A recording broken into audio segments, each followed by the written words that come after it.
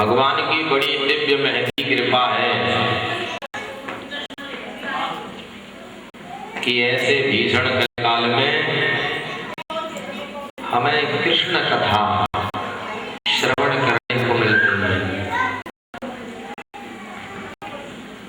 कल व्यास जी ने आपको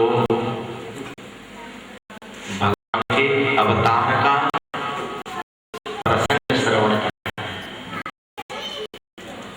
श्री कृष्ण का अवतार कहाँ हुआ? भारत में। और भारत में भी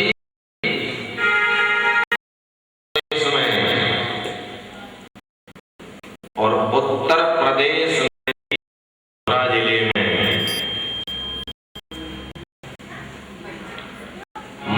भगवान श्री कृष्ण का अवतार हुआ है।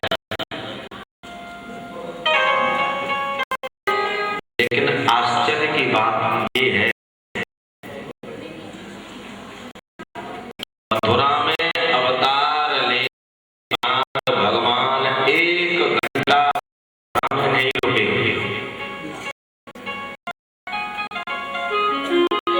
प्रभु एक घंटा भी मथुरा क्यों? इस पर कभी विचार किया है?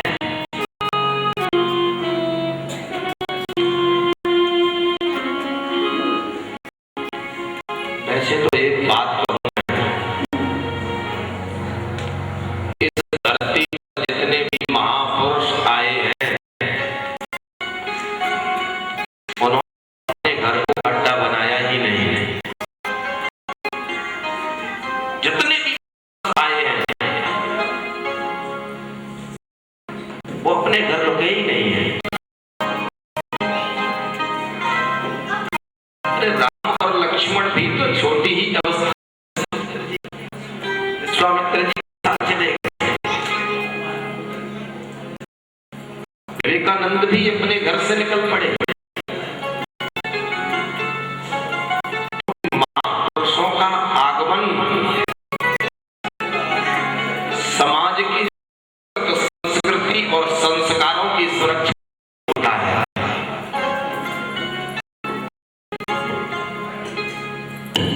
ऐसी बात नहीं है कि महापुरुष अच्छी बना के ना रह सके।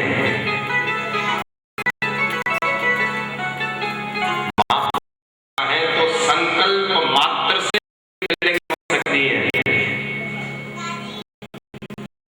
हम और आप तो बहुत करके प्रयास करके कहीं रहने के लिए झोंपड़ी बना पाते हैं। महापुरुष अगर चाहे तो संकल्प मात्र से बिल्डिंग खड़ी कर सकते हैं। लेकिन कोई महापुरुष अपने लिए जिया ही नहीं है, समाज के लिए जिया। भारत की संस्कृति के लिए जिया, भारत के संस्कारों के लिए उन्होंने घर का त्याग किया।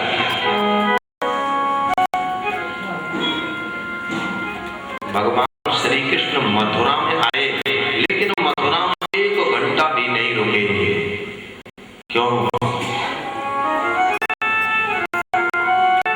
क्योंकि मथुरा में कंस रहता है।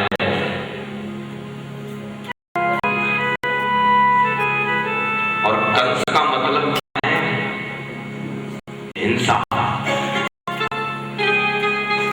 व्याकरण में अगर कंस शब्द का अर्थ निकालोगे तो कस हिंसायाम धातु से कंस शब्द बनता है।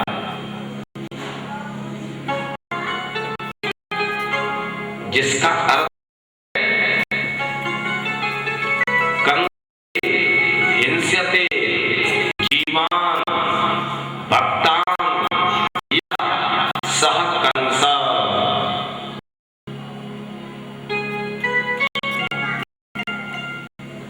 भक्तों की, जीवों की हिंसा करे वो कंस है। तो कंस का मतलब है हिंसा। और जहां हिंसा रहेगी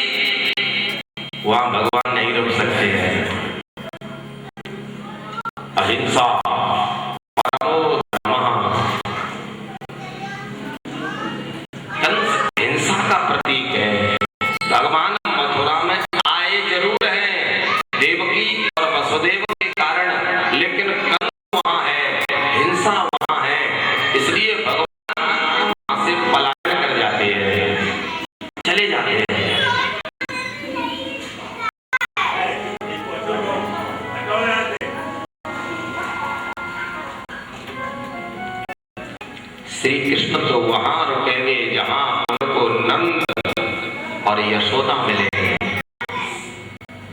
श्री कृष्ण तो वहां रुकेंगे जहां नंद और यशोदा होगी। यशोदा एक निर्मल बुद्धि है, यशोदा एक विशुद्ध बुद्धि है, विशुद्ध प्रेम है, और भगवान को जहां विशुद्ध प्रेम मिलेगा वही श्री कृष्ण रहेंगे। इसलिए वसुदेव जी महाराज श्री को लेकर के और गोकुल चलते हैं। रास्ते में यमुना मिलती है। अगर ये जीव भगवान को धारण कर लेगा, आहा, भक्ति रूप यमुना में डूब जाएगा। भक्ति रूप यमुना।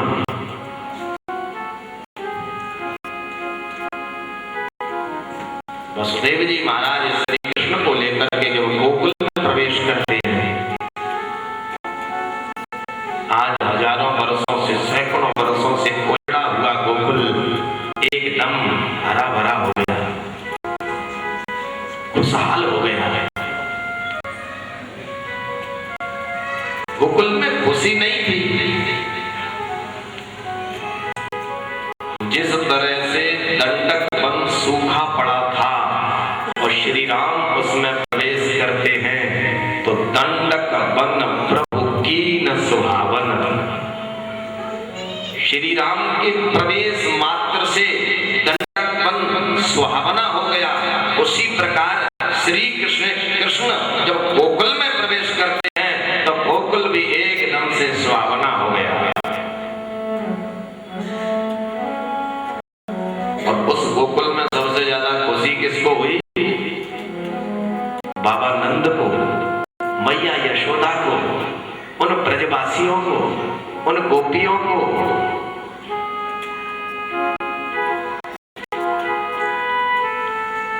अब आप विचार करिए, ये गोकुल कौन है? ये नंद कौन है? ये यशोदा कौन है? हमें दूर जाने की जरूरत नहीं है। गोकुल का अर्थ ये है,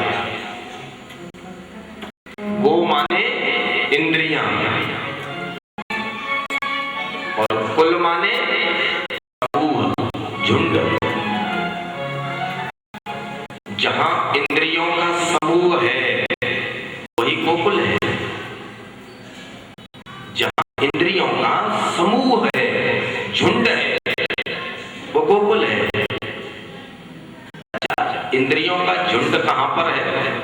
इंद्रियों का समूह कहां है? अरे शरीर में है। कितनी इंद्रियां हैं इसमें? 5 ज्ञानेंद्रियां, 5 कर्मेंद्रियां, मन बुद्धि चित्त अहंकार, अंतःकरण, चतुर्थ।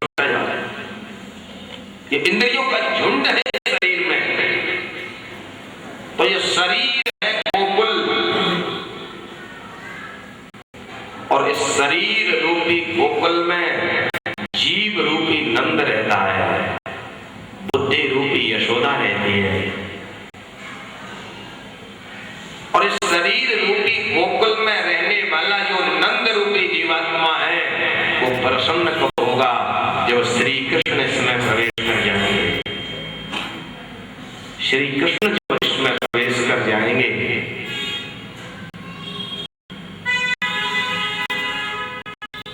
तुलसी भीतर बाहर जो चाहस पूजिया है। अगर तुम बाहर अंदर तो क्या करना पड़ेगा? राम नाम मणि दीप धर जी देह द्वार। राम नाम, वहां तुलसीदास जी राम नाम रूपी मणि को यहाँ पानी में बिठाने के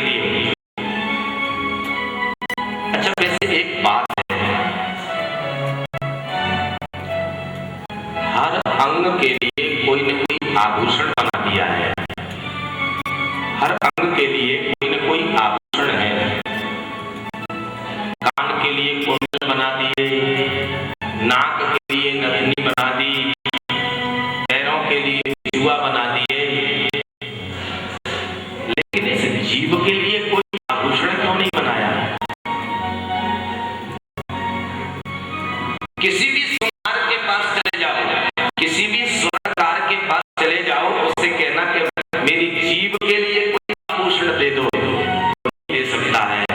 लेकिन तुलसीदास जी के पास चले जाओ, वो इस जीभ के लिए आभूषण दे रहे हैं। वो कौन सा आभूषण है? राम नाम मणि दीप धरो जीभ ले हरिद्वार। राम नाम मणि को इस जीवा में धारण कर ले। राम नाम मणि को इसमें धारण कर ले, प्रकाश हो जाएगा उसके अंदर। तो शरीर रूपी गोकुल में श्री कृष्ण रूपी परमात्मा जब प्रवेश करते हैं, तो अंदर रहने वाला नंद रूपी जीवात्मा, यशोदा रूपी बुद्धि प्रसन्न हो जाती है, आनंदित हो जाती है। जीवात्मा को परमात्मा का दर्शन होते ही ये प्रफुल्लित हो जाता है। आज ब्रज में आनंद ही आनंद। लेकिन भगवान श्री कृष्ण के इस आनंद में विघ्न डालने के लिए कंस ने एक पूतना को भेज दिया है। जब उस योग माया को जो कन्या वापस ले आए थे वसुदेव जी, कंस ने पैर पकड़ के उसे पटका, तो उसने आकाशवाणी में से कहा कि मुझे क्यों मारता है कंस, तुझे मारने वाला तो ब्रज में प्रकट हो गया है। तो कंस सोचने लगा कि ब्रज में वो कहाँ है, और ब्रज तो 84 कोस में है, वो कृष्ण कहाँ है वो। तो कंस ने एक सभा इकट्ठी की, उसमें महाराज सभी राक्षसों को इकट्ठा किया और सबसे कहा कि इसमें से ऐसा कौन सा वीर है जो कृष्ण को मार के ला सके, और जो भी मेरे शत्रु को मार देगा मैं उसी को कोई पद दे दूंगा, किसी पद पर उसे प्रतिष्ठित कर दूंगा। महाराज पद के लोभ में तो बड़े बड़े लोग न जाने क्या क्या कर बैठते हैं। आपको लड़ाई नहीं लड़ी हमारे भारत में, किसी कंस की कूटनीति को अपनाया, देखा है इतिहास में। प्रलयोभेन बलेन हिंदुभिः सह संबंधम विधाय तान पदान प्रायच्छत्। अकबर हिंदुओं से संबंध जोड़ के उनको कुछ पद दे देता। पद तो सोच रहे तो मुझे क्या लेना देना, में मुझे तो पद मिल ही गया। अब भाई सब लोग तो महाराणा थे नहीं, कुछ ऐसे भी तो लोग जो लोभ के कारण अपनी संस्कृति को, संस्कार को, सबको बेच सकते हैं। तो कंस ने भी यही कहा कि जो मेरे शत्रु को मारेगा उसे कोई पद दे दूंगा, जैसे पूतना खड़ी हुई मैं मारूंगा।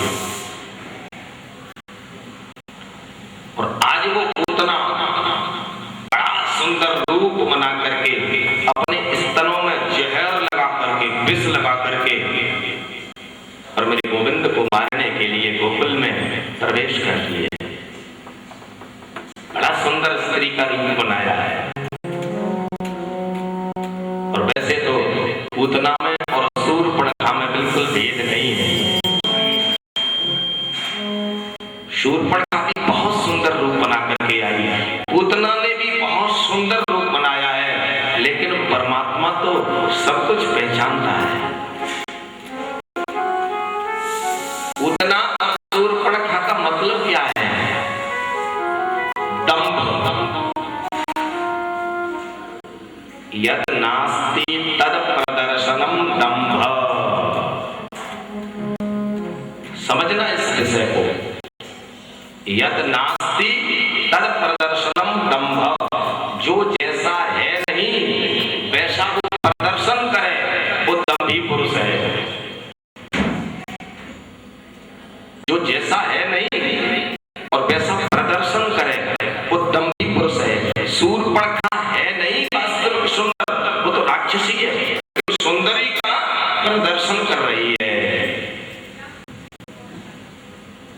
इतनी सुंदरी है नहीं, लेकिन सुंदरी का प्रदर्शन कर रही है, सुंदरी जैसा प्रदर्शन कर रही है।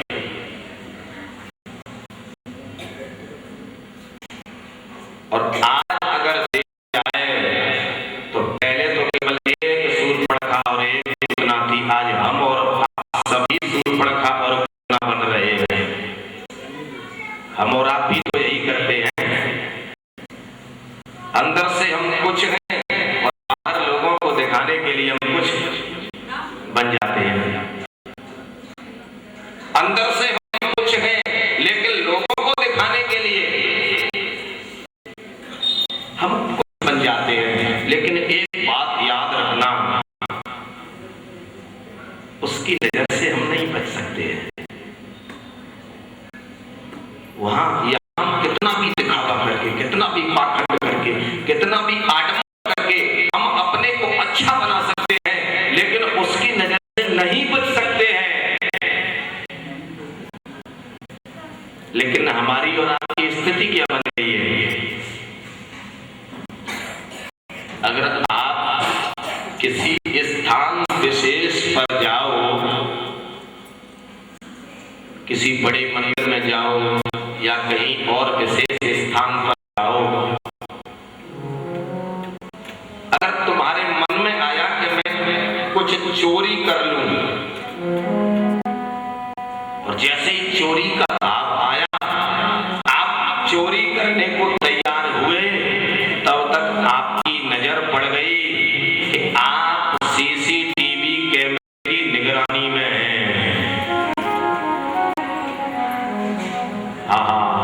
अब डर लगने लग जाएगा। आपने दीवार पर लिखा देख लिया कि आप सीसीटीवी कैमरे की निगरानी में हैं। अब आपको डर लगने लगेगा, ना ना ना, मैं कुछ बुरा नहीं करूंगा। अगर मैंने कुछ बुरा किया तो कैमरे में कैच हो जाएगा मेरा दृश्य।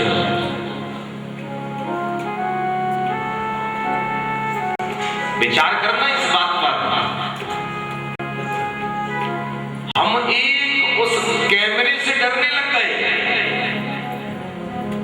और कैमरे से डर करके हम अच्छे बनने लगे। ना ना ना, हम ऐसा नहीं करेंगे, नहीं तो महाराज कैमरे में हमारा फोटो कैच हो जाएगा। उस दीवार के कैमरे से हमें डर लग रहा है, लेकिन जिसका कैमरा कण कण में फिट है, जिसका कैमरा कण कण में लगा है, उस कैमरे से हमको डर नहीं लग रहा है। इस कैमरे का तो डर बैठ गया कि मैं बुरा नहीं करूंगा, और उसका कैमरा तुझे कहां नहीं देख रहा है। हम पूतना क्यों बने? हम शूर्पणखा क्यों बने? हम जैसे वैसे क्यों नहीं बनते हैं? अगर तुम्हें कृष्ण का प्रेमी बनना है, अगर तुम्हें राम का प्रेमी बनना है, अगर तुम्हें परब्रह्म परमात्मा की प्राप्ति करनी है, तो जीवन में से ये शूर्पणखा और पूतना जैसा व्यवहार निकालना पड़ेगा। हम जैसे हैं वैसे बन के रहें। आप अंदर से बुरे हैं तो बाहर से अच्छे बनकर के दूसरों को क्यों बिगाड़ना चाहते हैं? आप बुरे हैं तो बुरे ही बन के रहो, जिससे कोई अच्छा तो नहीं तुम्हारे चक्कर में बिगड़े। तुम पाखंडी हो तो पाखंडी बन करके ही रहो, सज्जन को तो कम से कम विनाश मत करो। और जिस दिन हम जैसे हैं अंदर से वैसे ही बाहर से रहने लगे, आप देखना जीवन में तुम्हें कितनी आनंद की अनुभूति होगी। हर स्थिति में तुम्हें आनंद, हर स्थिति में तुम्हें प्रसन्नता। उतना हम क्यों बने? शूर्पणखा हम क्यों बने? हम सबरी क्यों नहीं बनते हैं? सबरी ने तो कोई शूर्पणखा जैसा सुंदर रूप नहीं बनाया, सबरी ने तो कोई पूतना जैसा सुंदर रूप नहीं बनाया। लेकिन वो मर्यादा पुरुषोत्तम उस सबरी के झूठे पैरों को खा रहे हैं। क्यों? क्योंकि सबरी जैसी अंदर से है वैसी ही बाहर से है, और हम और आप अंदर से गंदे हैं और बाहर से अच्छे बनने का नाटक करते हैं। ऐसे कृष्ण की प्राप्ति नहीं हो सकती है, ऐसे कृष्ण की उपासना लाभ नहीं दे सकती है, ऐसे कंठी धारण करने से ईश्वर नहीं मिलेगा, ऐसे दीक्षा लेने से कृष्ण नहीं मिल सकता है। हम अच्छे बने। आज उतना सुंदर रूप बना करके और कृष्ण के पास जा रही है। मैया यशोदा तो अपने घर के काम काजों में लगी हुई है और पलने में श्री कृष्ण सो रहे हैं। आज छोटे से कन्हैया हैं, पलने में बड़े हैं। या पूतना ने झट से कन्हैया को पलने में से उठा लिया। कैसे उठाया? सुखदेव जी कह रहे हैं, राजन परीक्षित, जैसे कोई व्यक्ति सर्प को रस्सी समझ करके उठा ले, सर्प को रस्सी समझ करके उठा ले, ऐसे ही पूतना ने या कन्हैया को एक साधारण सा बालक समझ के उठा लिए है। तो ये बालक, लेकिन कल बाल व्यास जी ने बालक शब्द की व्याख्या की। ये कैसा बालक है? पालयति चालयति सर्वान बातादीन इति बालक। ये वो बालक है जिसके भय से भयभीत होकर के अग्नि में ज्वलता है, तेज है, जिसके भय से भयभीत होकर के काल भी डरता है, जिसके भय से भयभीत होकर के इंद्र पानी बरसाता है, ऐसा बालक है ये। और यह पूतना ने साधारण बालक समझ के कन्हैया को गोद में ले लिया और चारों तरफ देखा कि मुझे कोई देख तो नहीं रहा है जिससे मैं अपने स्तन में लगे हुए जहर को इसे पिला दूं। चारों तरफ देख रही है, मुझे कोई देख तो नहीं रहा है, लेकिन इस पगली को ये नहीं पता है कि तेरी गोद में जो बैठा है वही तुझे देख रहा है। तेरी गोद में जो है, तूने जिसे गोद में उठा लिया है, ये पूरे विश्व के कण-कण में देख सकता है। तो पगली, तेरी तो छाती पर ये बैठा है, फिर भी तुझे नहीं देख रहा है। ये हमारी और आपकी महान नासमझी है। किसी भी व्यक्ति से कहो ना कि भगवान कहाँ है, देखो महाराज कैसा दृष्टांत सुनाता है। तुलसीदास जी की चौपाइयों की झड़ी लगा देगा। हर व्यापक सर्वत्र समाना, प्रेम से प्रकट होए में जाना, सिय राम में समझ के जानी, करऊं प्रणाम जो इतनी चौपाई सुनाएगा महाराज।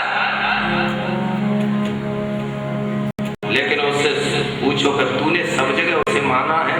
ना ना ना, मानते थोड़े ही, केवल सुनाने के लिए है।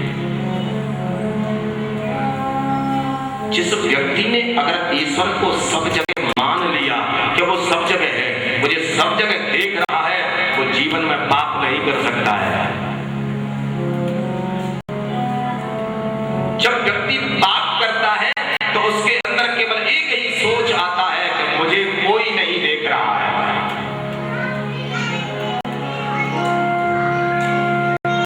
पूतना भी यही समझ रही है, मुझे कोई नहीं देख रहा है।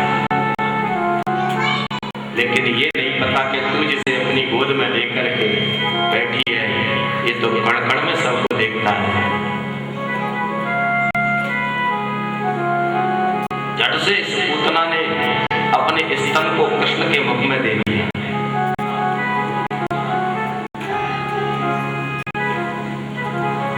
विद्वान बड़े बड़े भाव प्रकट करते हैं यहाँ।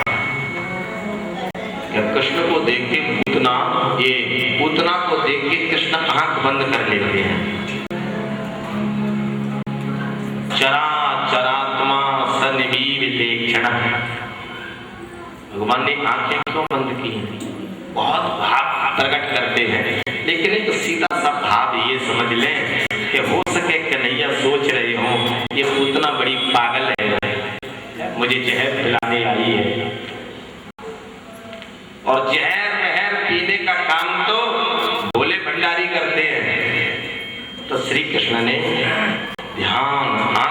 करके ध्यान किया है भोलेनाथ को बुलाने का, क्या भोले बाबा या पूतना के स्तन के जहर को तो तुम चाट लो और दूध को मैं पी लूंगा। इसलिए भगवान ने ध्यान किया। हाँ, बात ठीक है। और दूसरा कारण, वैसे मेरे पास इसके 53 भाग लिखे हैं, 53 कारण है आंख बंद करने के। लेकिन मूल बात यही समझ लो कि श्री कृष्ण कौन है? योगेश्वर। और योगी पुरुष योग का सहारा लेकर के चलता है। योगी पुरुष योग का सहारा लेकर के चलता है। श्री कृष्ण ने पूतना का दमन करने का मन कर लिया है। पूतना को मारना है तो श्री कृष्ण पूतना को मारने के लिए योग का सहारा ले रहे हैं, इसलिए आंखें बंद की हैं। और भगवान श्री राम के जीवन में भी सबसे पहले ताड़का आई है, लेकिन ताड़का को मारने के लिए श्री राम बाण का सहारा ले रहे हैं। श्री राम ने ताड़का को मारने के लिए बाण का सहारा लिया है और श्री कृष्ण ने पूतना को मारने के लिए ध्यान का सहारा लिया है। श्री राम जिस काम को बाण से करते हैं, श्री कृष्ण उस काम को ध्यान से करते हैं।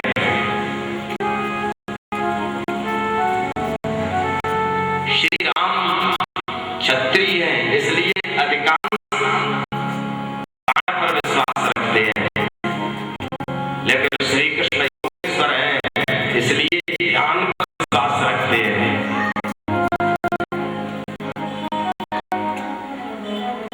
अच्छा, श्री कृष्ण के शत्रु अधिक या राम जी के शत्रु अधिक थे? ये भी अगर तुलना करोगे तो श्री कृष्ण के शत्रु अधिक थे। श्री कृष्ण शैतान के हैं, शैतान के श्री कृष्ण पर पूतना ने चढ़ाई कर दी है। 6 दिन के, 6 महीने के, 6 दिन के दुश्मनी सबसे पहले किससे शुरुआत? श्री कृष्ण। लेकिन श्री कृष्ण के हाथ में ना धनुष है, ना बाण है, ना तलवार है, केवल ध्यान।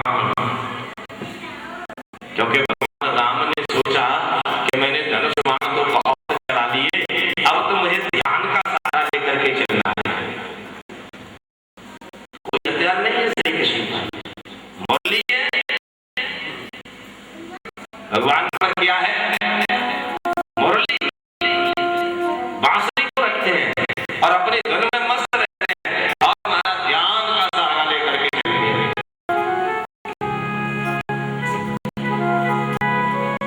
भगवान आंख बंद कर ध्यान कर रहे हैं।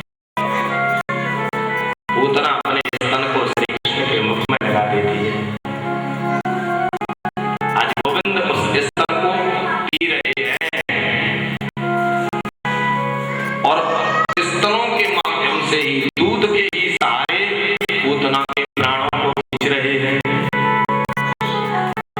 इस पूतना को और कृष्ण के इस चरित्र को ये कभी मत कहना कि श्री कृष्ण ने पूतना की मृत्यु कर दी, पूतना को मार दिया। ना ना ना,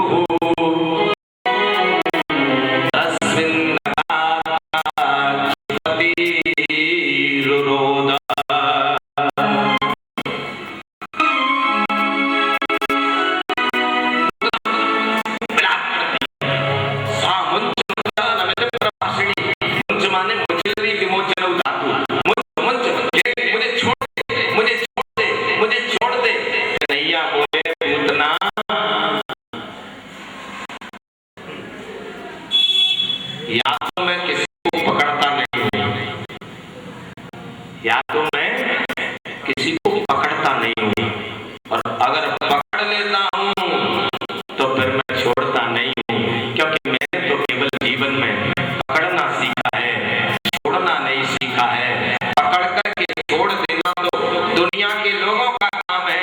जब तक स्वार्थ रहा तब तक पकड़ करके रखा, और स्वार्थ निकल गया तो उसको छोड़ दिया। आज गोविंद कहते हैं, हे पूतना, मैंने इसको पकड़ लिया है, उसको जीवन में छोड़ा नहीं है। मैंने पकड़ा है प्रहलाद को, आज तक नहीं छोड़ा। मैंने पकड़ा है ध्रुव को, आज तक नहीं छोड़ा। मैंने पकड़ा है सदन कसाई को, आज तक नहीं छोड़ा। और मैंने पकड़ा है मीराबाई को, आज तक नहीं छोड़ा। पकड़ करके छोड़ने का तो मेरा काम है ही नहीं।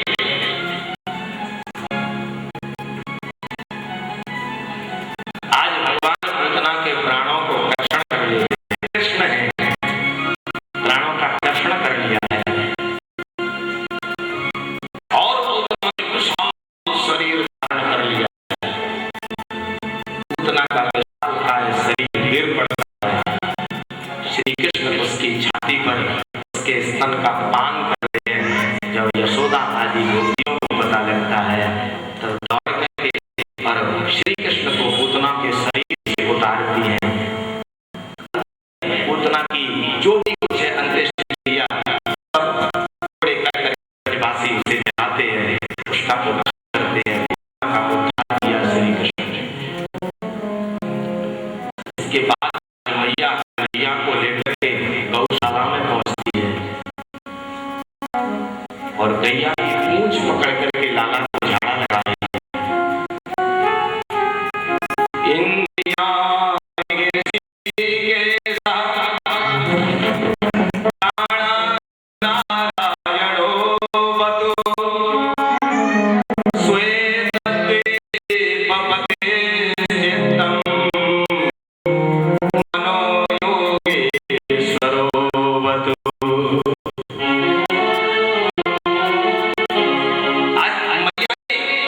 गैया की पूंछ पकड़ ली और लाला को झाड़ा लगा रही है, और इस श्लोक को मंत्र को बोल रही है। अच्छा, एक बात कहूं, किसी बच्चे को नजर लग जाए, किसी के बच्चे को अगर नजर लग जाए तो महाराज इस मंत्र से उसे झाड़ा लगा दो।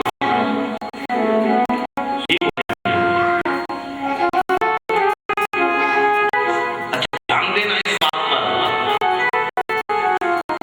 मैया लाला को झाड़ा लगा रही है तो नाम किसका ले रही है? समझना इस कथा को। श्री कृष्ण की ये बाल लीला ही गोविंद की अनोखी है। मैया लाला की नजर को उतार रही है, झाड़ा लगा रही है, तो नाम किसका ले रही है?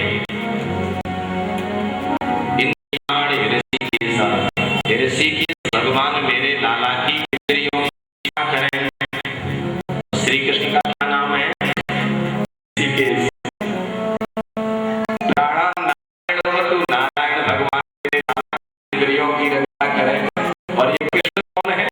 नारायण। मनो योगेश्वरो बतु, योगेश्वर भगवान मेरे लाला के मन की रक्षा करें। और श्री कृष्ण कौन है? योगेश्वर।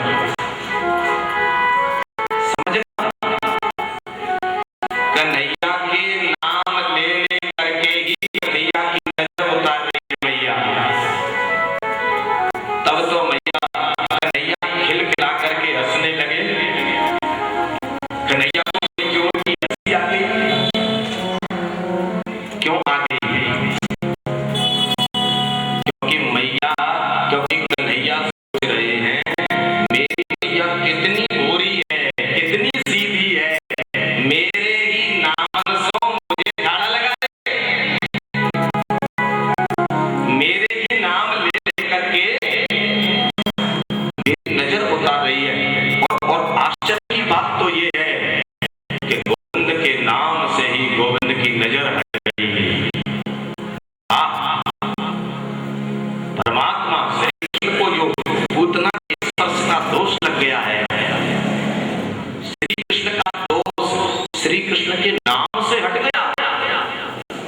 तो इसका मतलब क्लियर हो कि भगवान से बड़ा भगवान का नाम है भगवान का।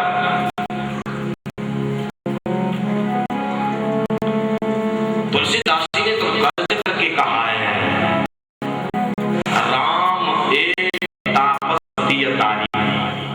क्या हो गया, एक अहिल्या का उद्धार कर दिया तो कहते हैं राम ने ये कर दिया वो कर दिया, क्या हो गया, एक अहिल्या का उद्धार कर दिया। लेकिन नाम कोटि खल हुकुमत सुनाई, तुलसीदास कहते हैं राम ने तो केवल एक अहिल्या का उद्धार किया है, लेकिन राम के नाम ने तो करोड़ों करोड़ों अहिल्याओं का उद्धार कर दिया। राम से बड़ा राम का नाम है। आइए 2 मिनट हम भी भगवान के नाम की महिमा को समझ। हम हो गए भव से पार लेकर नाम तेरा, हम हो गए भव से पार लेकर नाम तेरा, हम हो गए भव से पार लेकर नाम तेरा, प्रभु नाम तेरा,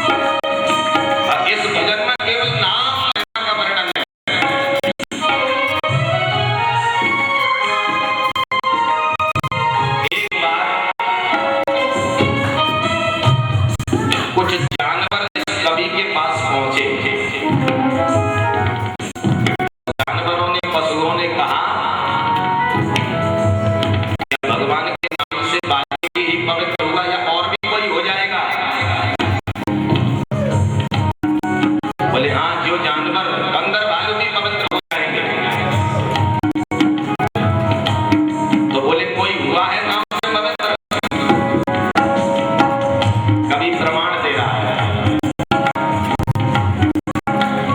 हे नल नील जात के वानर, हे नल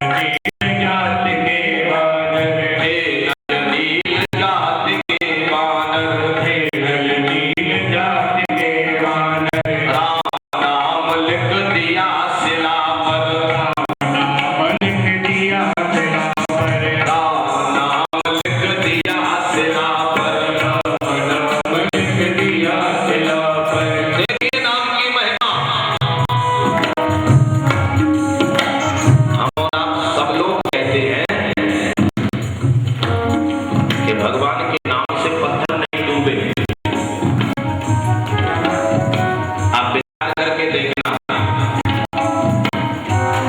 पत्थर कभी पानी में तैर सकता है? नहीं तैर सकता है। लेकिन जिस पत्थर पर राम का नाम लिख दिया, वो पत्थर भी समुद्र में डूबा नहीं। इस बात को हम और आप सब मानते हैं, लेकिन विचार करना, अगर पत्थर पर राम का नाम लिखने से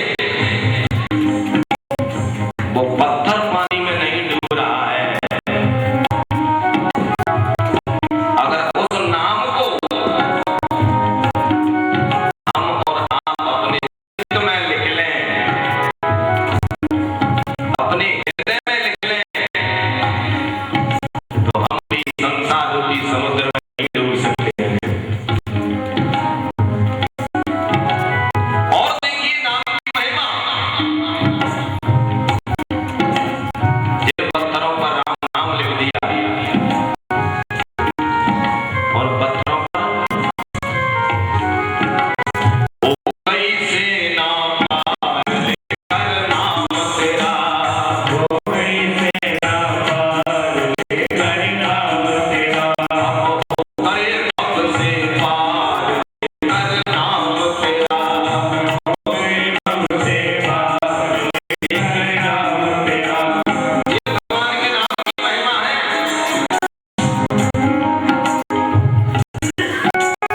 एक स्त्री पहुंची कवि के पास। एक स्त्री, एक माता भी इस भजन लिखने वाले के पास पहुंच गई और कहने लगी, तुमने इस भजन में वाल्मीकि को पवित्र करने की बात कह दी। राम के नाम से बंदर भालू भी पवित्र हो गए। अगर मैं भी भगवान का आश्रय लूं,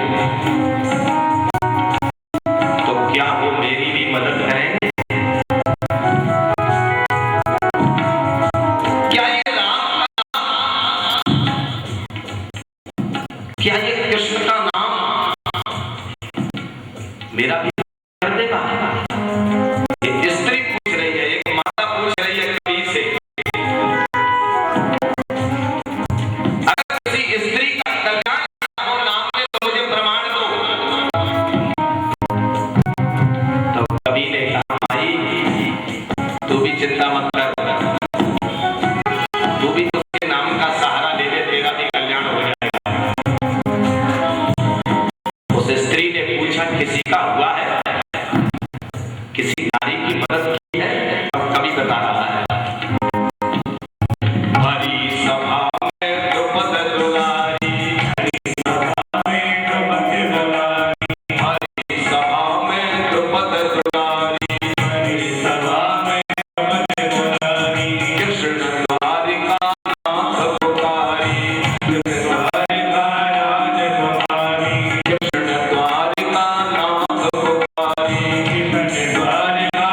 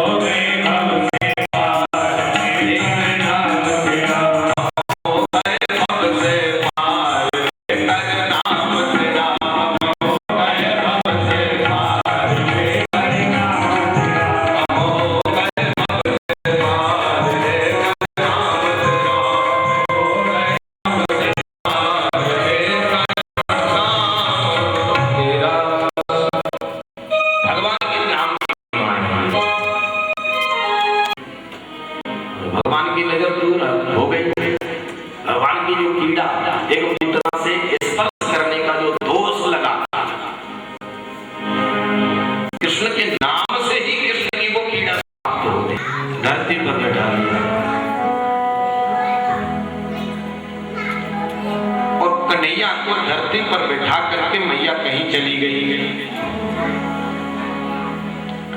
इतने में महाराज तृणाव्रत ने आक्रमण कर दिया।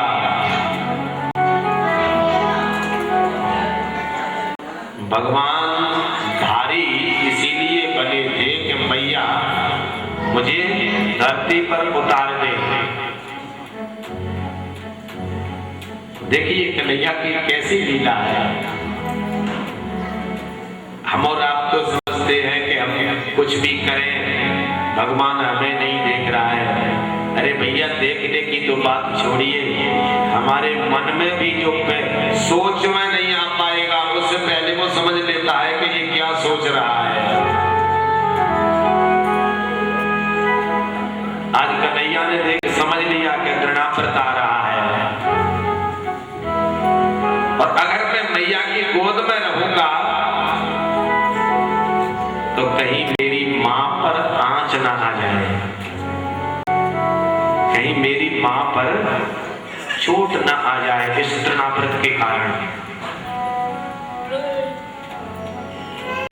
कितना कितना डर है एक बेटा को, मेरी मां पर आंच ना आ जाए।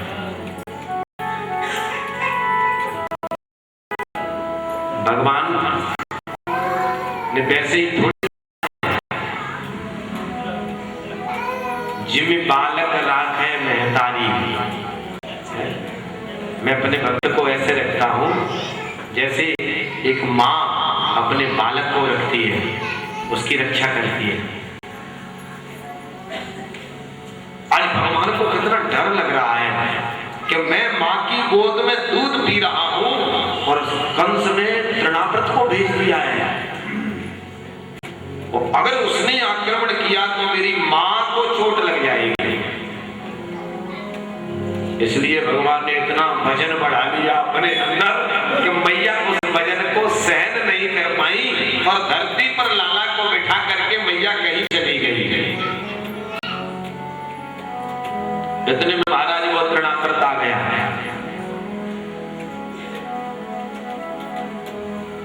तृणाव्रत माने तृण प्लस आवृत बराबर तृणाव्रत।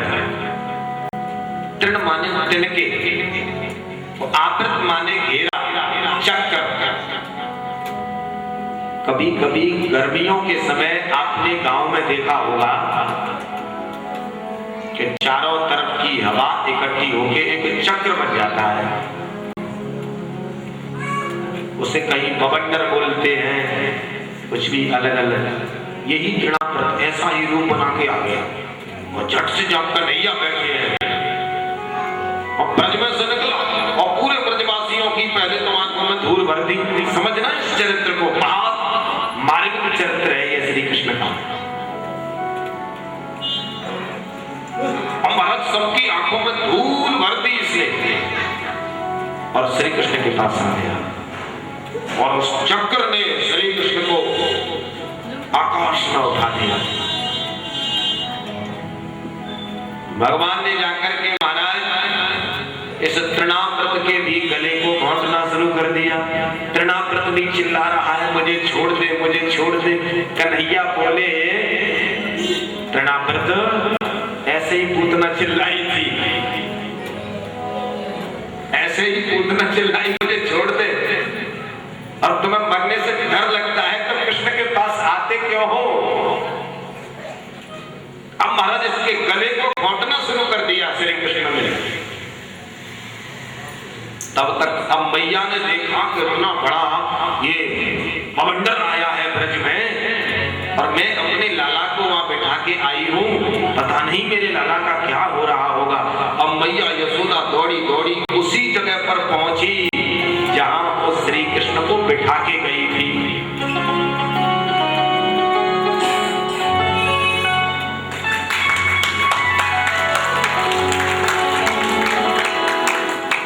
भोलेवाल कृष्णलाल की जय हो, श्री व्यासवासी महाराज की जय हो।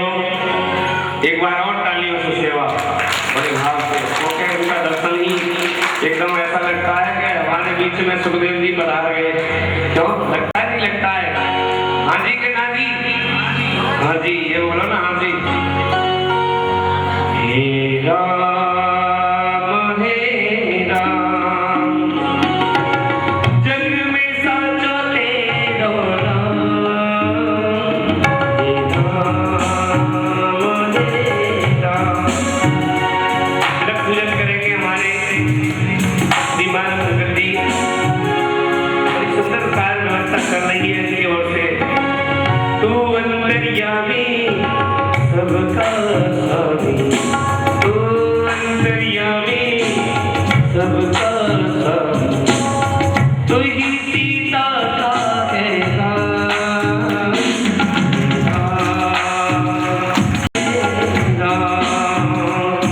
हे राम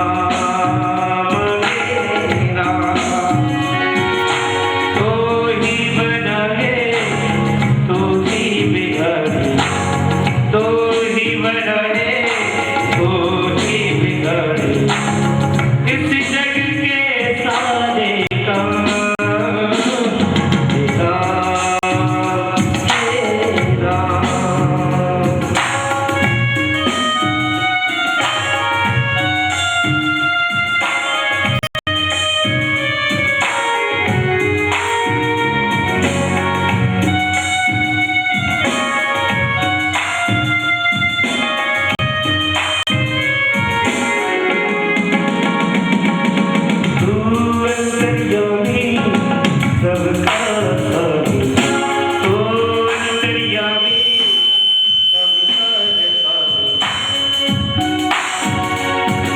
हे राम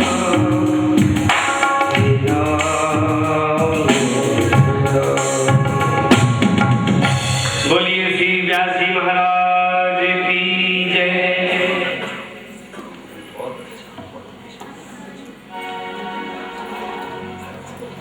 तो तृणापर्त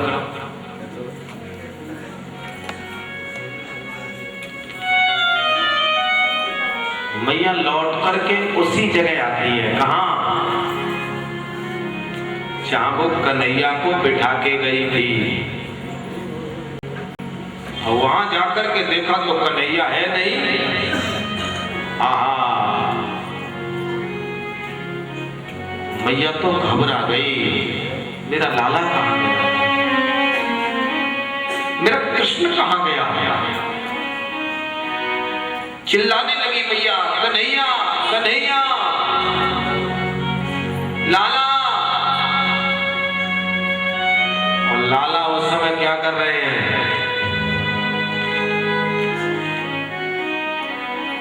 कई किलोमीटर ऊपर तृणावर्त के गले को घोंट रहे हैं। मैया कन्हैया को लाला समझ रही है। मैंने पहले ही कहा कि इसे बालक मत समझना। पूतना ने इसे बालक समझा, कृष्ण को मारी गई। सक्टासुर ने इसको बालक समझा। बालक शब्द का मैंने पहले ही अर्थ बता दिया है। बालयति बालयति सर्वान वातादीन यह सह बालक। जिसके भय से ये वायु चल रहा है, ये वो बालक है। जिसके भय से अग्नि तप रहा है, ये वो बालक है। जिसके भय से यमराज भयभीत रहता है, ये वो बालक है। और आज कई किलोमीटर आकाश मंडल में तृणावर्त के गले को घोंट रहा है, ये वो बालक है। और मैया क्या समझ रही है? मेरा कन्हैया है, मेरा लाला है। चिल्ला रही है, लाला लाला कन्हैया कन्हैया। अब मैया की आवाज कन्हैया के कानों में पहुंची। तब कन्हैया सोचे अब तो जल्दी काम करना पड़ेगा। मैया ढूंढ रही है, जल्दी से उसके गले को घोंट करके निपटा निपटू के। और कन्हैया जहां बैठे थे वहीं आकर के बैठ गए।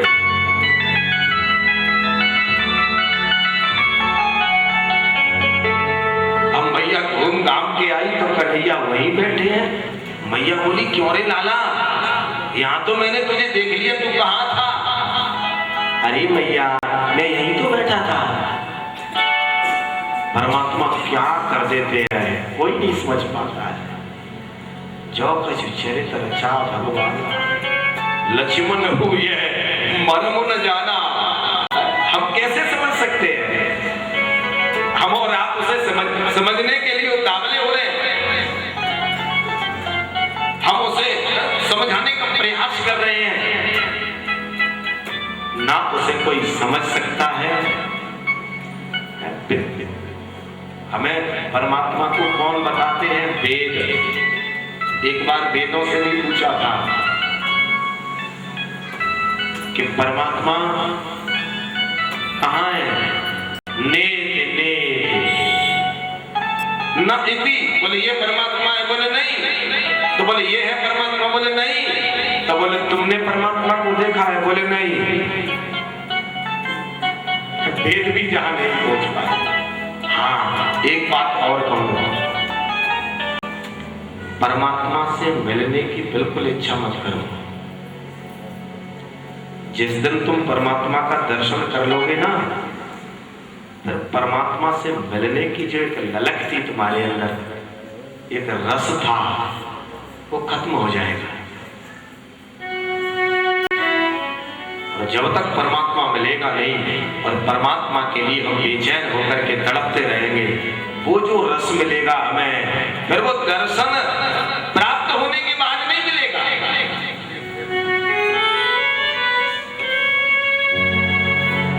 परमात्मा के प्रति तो बस एकदम मस्त बने रहो, दावले बने रहो। दर्शन दे दे तो अच्छी बात है, नहीं है तो कोई बात नहीं है। संकल्प ये होना चाहिए, गोविंद चल तू कब तक हमारे पास नहीं आएगा, हम तो तेरे पीछे दौड़ते ही रहेंगे। तब तक नहीं हुआ है। गोपियां जब श्री कृष्ण के लिए रोती हैं, श्री कृष्ण जब अंतर ध्यान हो जाते हैं, गोपियां रोती हैं, घंटों तक गोपियां रोती रही। तब गोपियों ने कहा है, हे कृष्ण, तू ये मत समझ बैठना ये गोपियां थोड़ी बहुत रो रा करके घर को भाग जाएंगी, हम घर लौटने वाली नहीं है। हम तब तक रोएंगी, हम तब तक रोएंगी, हम तब तक रोएंगी जब तक तू आकर के हमारे आंसुओं को ना पहुंचेगा। हम तब तक रोएंगी जब तू आकर हमारे आंसुओं को ना पहुंचेगा। बस ऐसा संकल्प हो हमारा। हम तब तक कथा उसकी सुनेंगे जब तक वो आ नहीं जाएगा। हम उसकी भक्ति तब तक करेंगे जब तक वो आ नहीं जाएगा। अब आए या ना आए ये उसकी मर्जी है, लेकिन हम अपने कर्म में कमी नहीं छोड़ेंगे।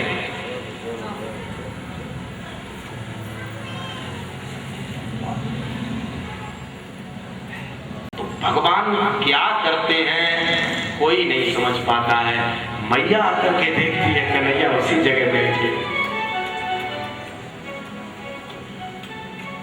अच्छा, अब इस तृणावर्त पर थोड़ा और विचार कर लो। बस फिर मैं बाल व्यास जी से निवेदन करूंगा, इसका थोड़ा सा और सुना दूं मैं। अच्छा, एक बात और मैं कहूं,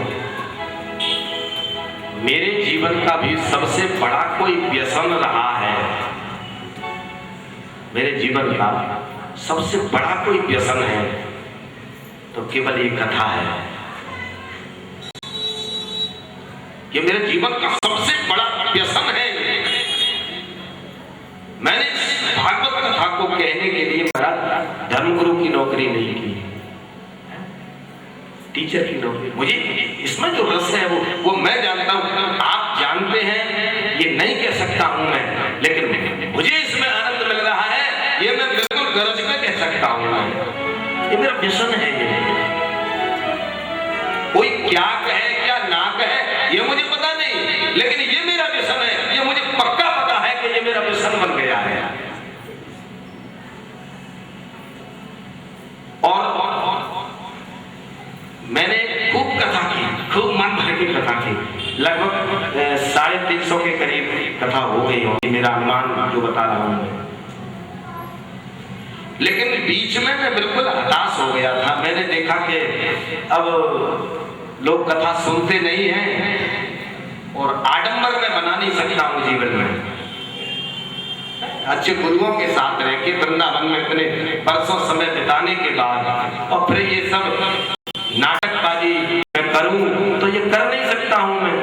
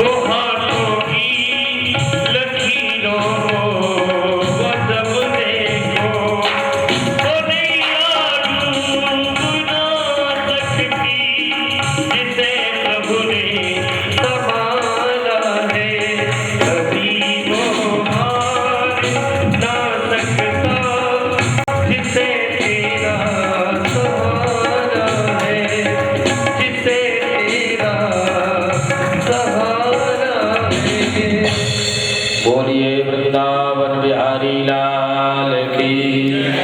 हर हर महादेव। तो भगवान ने तृणाव्रत का अवतार किया। इसके बाद फिर गर्गाचार्य मुनि ने आकर के नामकरण किया है।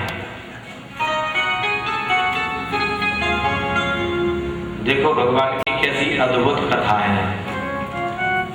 पहले भगवान ने पूतना मारी, तृणाव्रत और शकटासुर मारा, अब नामकरण हो रहा है। जबकि नामकरण तो पहले होना चाहिए, लेकिन भगवान ये कहना चाहते हैं पहले हम कर्म करें तो नामकरण तो अपने आप हो जाएगा। अगर हम पूतना को मार दें, तृणाव्रत को मार दें और शकटासुर को मार दें तो फिर हमें अपना नाम करने की जरूरत नहीं है। फिर दीवारों पर पोस्टर लगवाने की कोई आवश्यकता नहीं है। फिर तो गर्गाचार्य जैसे मनीषी अपने आप नामकरण करने आ जाएंगे। अगर हम पूतना को मार दें, तृणाव्रत को मार दें, शकटासुर को मार दें। पूतना कौन है? ये वासना। पूतना माने वासना। अच्छा, पूतना के बाद पहले गोकुल में कौन आई? पूतना आई और उसके बाद तृणाव्रत आया। तो पूतना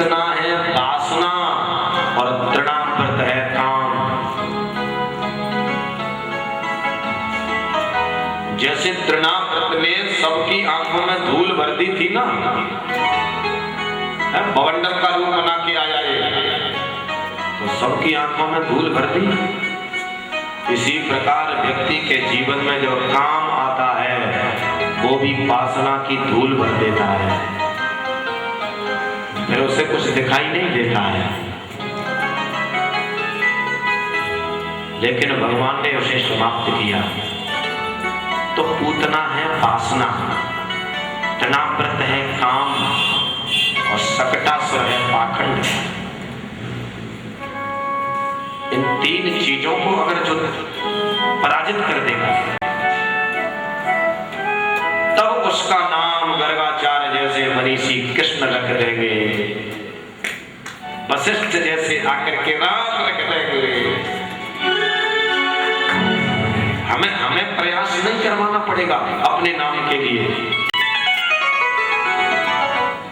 कुछ स्थिति अलग ही बन गई है। देखो श्री कृष्ण के जीवन से हम थोड़ा सा अपने जीवन को मिलाएं। अब मैं केवल एक मिनट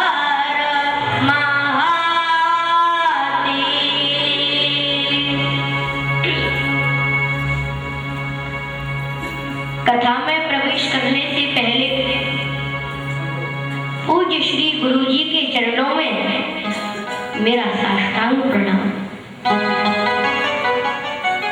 मंचासीन सभी महानुभावों को मेरा कोटि कोटि प्रणाम। इस कथा पांडाल में विराजमान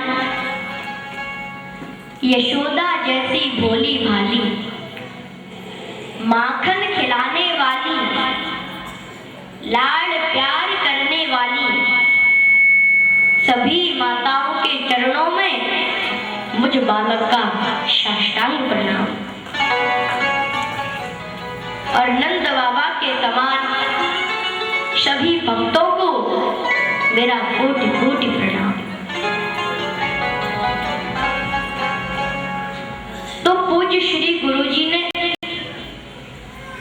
आपको श्री कृष्ण के नामकरण की कथा का श्रवण कराया, लेकिन विचार करने की बात है कि पूतना, सकटासुर और तृणाव्रत,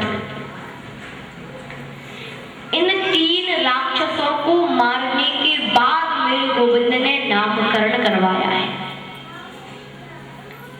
जबकि पहले किसी का जन्म होगा तो उसका नामकरण होगा, फिर कहीं कोई काम करेगा। लेकिन श्री कृष्ण ने पहले नाम, लेकिन श्री कृष्ण ने पहले काम किया है और फिर नाम रखवाया है।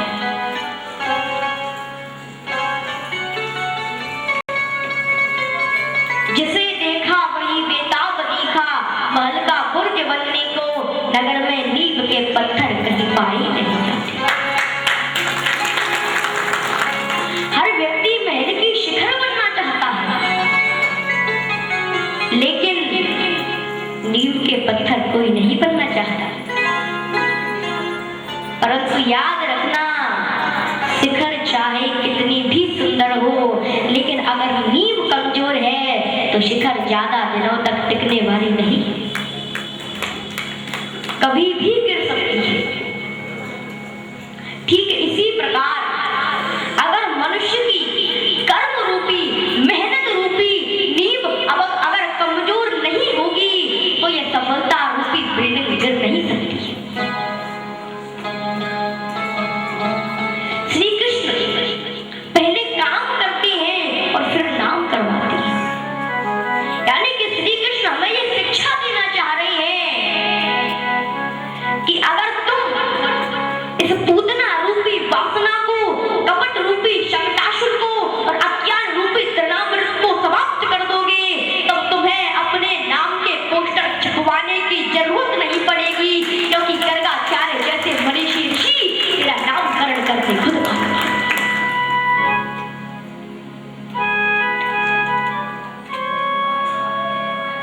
तो ये मेरे गोविंद का नामकरण हुआ।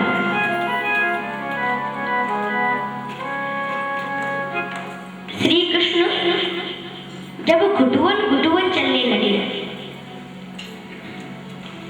तब एक दिन कन्हैया बलदाऊ भैया से बोले, अरे बलदाऊ भैया, हमें तो जा ब्रज में चोरी भी करनी है। बलदाऊ बोले, हाँ कन्हैया, चोरी तो करनी है। कन्हैया बोले, अरे भैया, लेकिन हम चोरी करना तो जानते ही नहीं है, चोरी कैसे करते हैं, हमें तो ये पता ही नहीं है। चलो कोई बात नहीं, आज हम अपने ही घर में चोरी करके देखते हैं। अगर अपने ही घर में चोरी करते हुए पकड़े जाएंगे तो मैया यशोदा मुस्कुराकर छोड़ देंगे, लेकिन अगर पहली ही बार किसी गोपी के घर चोरी करते हुए पकड़े गए तब तो महाराज गोपियां हट्टी पसली एक कर देंगे। बोलो हर हर महादेव। तो आज कन्हैया कहते हैं, हे भैया, आज हम अपने ही घर में चोरी करके देखेंगे। तब तो दोनों भैयाओं ने अपने ही घर में डाका डालने का प्लान बना लिया। जैसे ही रात हुई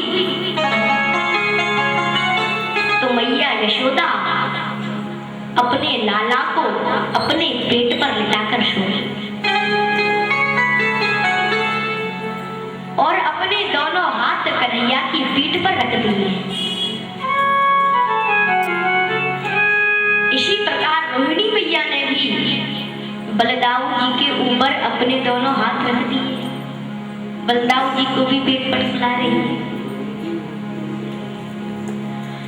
जब वो कन्हैया ने देखा कि मैया सो गई है, तब धीरे से अपनी पीठ के ऊपर से मैया के हाथ बिल्कुल धीरे से हटाए और पलंग से खिसककर धरती पर उतर गए और आराम से धीरे से अलमारी खोली और एक गुड्डा निकालकर मैया यशोदा के पेट पर रख दिया और दोनों हाथ उस गुड्डे के पीठ पर रख दिए। और ऐसा ही बलदाऊ ने किया।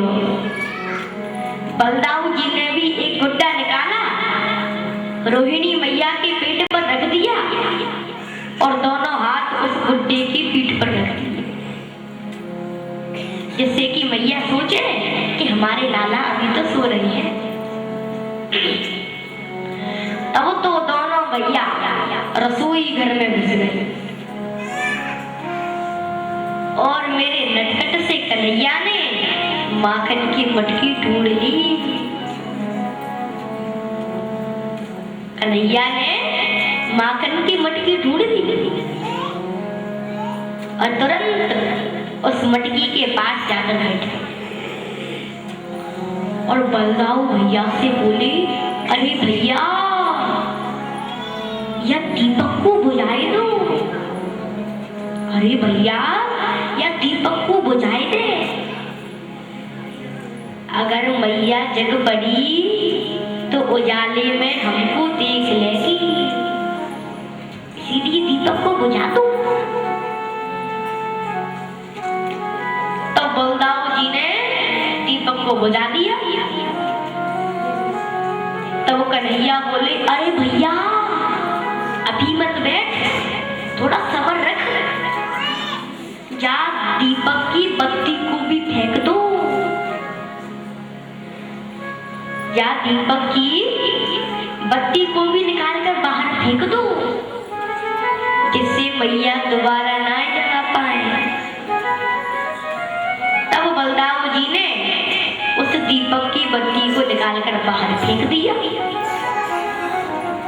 तब तो दोनों भैया माखन की मटकी के पास बैठ गए। श्री कृष्ण ने बाएं हाथ से मटकी को पकड़ लिया है और दायां हाथ मटकी में और माखन निकालती है। तो पहले आधा बलदाऊ जी को खिलाती हैं और आधा खुद खाती है। बलदाऊ जी भी यही करते हैं, माखन निकालती हैं तो आधा पहले कृष्ण को खिलाती हैं और आधा खुद खाती हैं। आज एक दूसरा भाई एक दूसरे को खिला रहा है। इस लीला से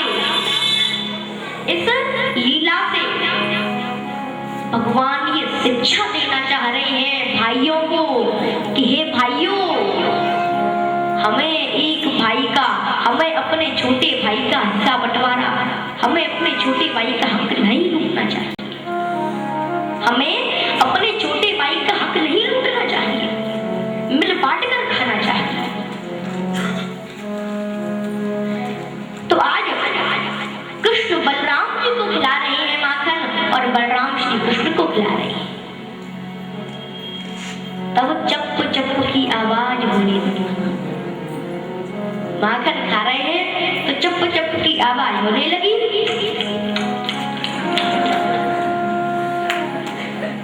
इस आवाज से मैया यशोदा की आंखें खुल गई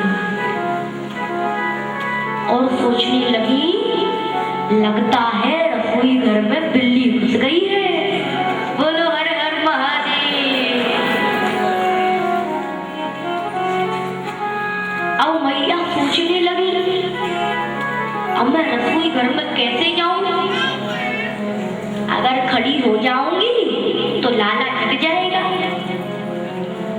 तब मैया ने रोहिणी को जगाया। अरे रोहिणी, अरे रोहिणी, रसोई घर में जल्दी जाकर देख, मुझे लगता है कि बिल्ली घुस गई है।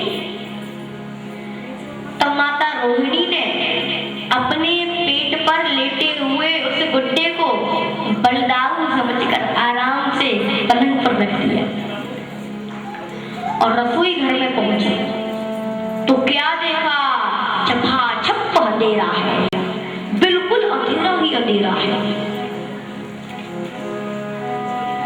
तब मैया रोहिणी माचिस लेकर अब दीपक जलाने को हुई, बत्ती जलाने को हुई तो उस दीपक में बत्ती ही नहीं है। तब रोहिणी ने आवाज लगाई, अरे यशोदा, जा रसोई घर में तो ऐसी बिल्ली लपक पड़ी है जो दीपक की बत्ती को भी खा गई। बोलो हर हर महादेव। तब माता रोहिणी दोबारा से बत्ती बनाने लगी और बत्ती को जलाया। तब तक दोनों भाई साथ साथ पर बैठे, बिल्कुल चुपचाप बैठे। जब माता रोहिणी ने बत्ती को जलाया तो उसके प्रकाश से क्या देखा कि दोनों भाई माखन में लिपटे हुए बैठे हैं। तो वो रोहिणी बोली, अरे यशोदा, अरे यशोदा, जा रसोई घर में बिल्ली ना आए, बड़े बड़े दो बिलौटा बैठे हैं। बोलो हर हर महादेव। तब मैया उस गुड्डे को कृष्ण समझकर आराम से रखकर तोड़ के आई रसोई घर में तो क्या देखा कि कृष्ण और बलराम माखन में लिपटे हुए बैठे। अब मैया सोचने लगी कि मैं तो कृष्ण को लेटाकर आई हूं, ये बदमाश यहाँ कैसे आ गया? अब तो महाराज मैया ने पलंग पर जाकर देखा तो क्या देखा कि गुड्डा पड़ा है। अब तो रोकने पर भी माता की हंसी नहीं रुक रही है। रोहिणी बोली, क्या हुआ यशोदा, इतना क्यों हंस रही है? तब मैया यशोदा रोहिणी का हाथ पकड़कर पलंग के पास पहुंची। तब क्या देखा कि रोहिणी मैया के पलंग पर भी गुड्डा पड़ा है। आज तो दोनों माताओं की खुशी का ठिकाना ही नहीं रहा। तब तो दोनों माताओं ने अपने अपने बालक बालकों को अपनी गोद में उठा लिया और साड़ी से ही माखन पोंछने लगी और बोली, अरे लाला, अब मुझे पता चल गया कि तूकू माखन अच्छो लगे है। अब देख, मैं तेरी ताई ताजो ताजो माखन बनाया करूंगी। बत्सान मुंचन क्वचिद समये क्रोध संजात हाक स्तेयं स्वात्वत्यथ दधिपयः कल्पितहि स्तेययोगैः मर्कान् भोक्ष्यन् विभजति सचेत् नास्ति भाण्डं भिनन्ति द्रव्यालाभे सगृहकुपितो यात्युपक्रोश्यतो काम्।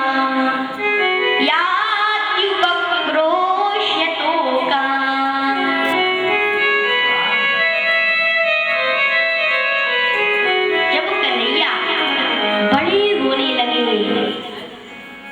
अब तो महाराज उनके कारनामे भी बड़े होने लगे।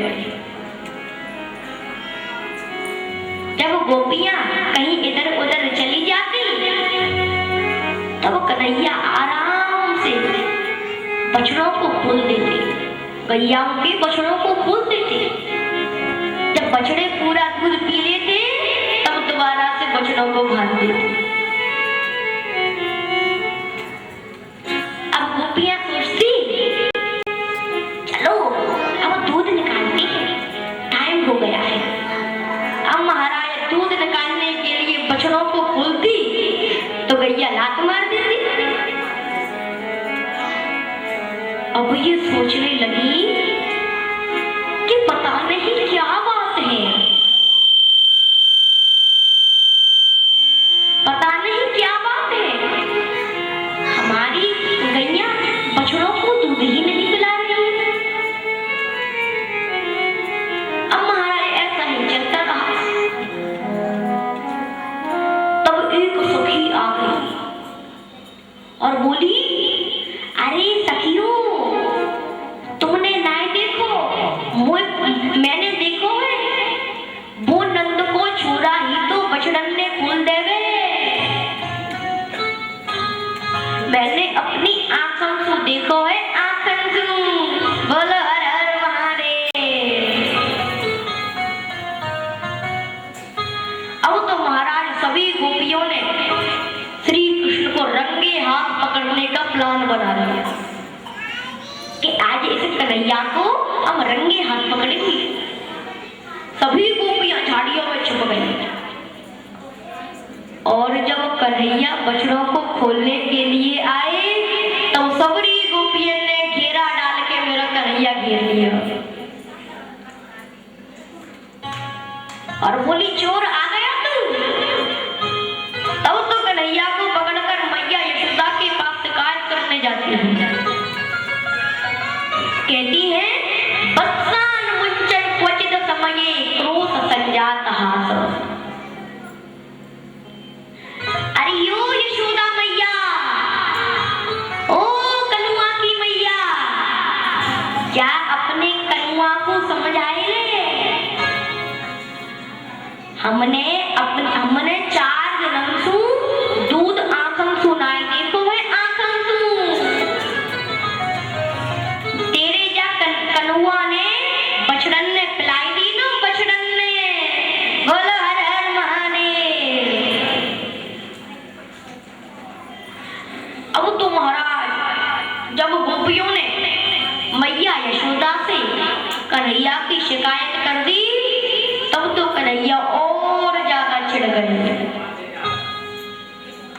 अब तो सभी बाल बालों की टोली बना ली और अब तो महाराज गोपियों के घरों में घुस कर चोरी कर करके माखन खाते। अब तो सभी गोपियां गोविंद से तंग हो गई, परेशान हो गई।